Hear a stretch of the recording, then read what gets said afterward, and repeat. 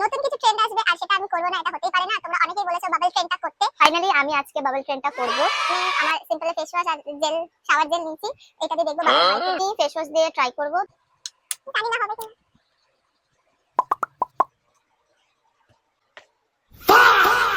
কি bubble trend, এবার shower জেলটা ট্রাই করব, যদি এটাও না হয় তাহলে শ্যাম্পু ট্রাই করব।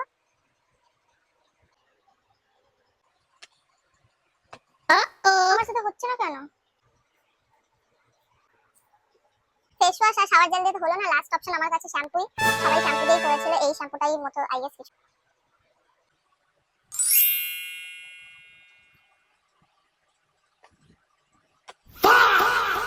জ্বালা করছে, জ্বালা করছে, আমি বুঝতে পেরেছি। এই জায়গাটা একটু বেশি করে হবে।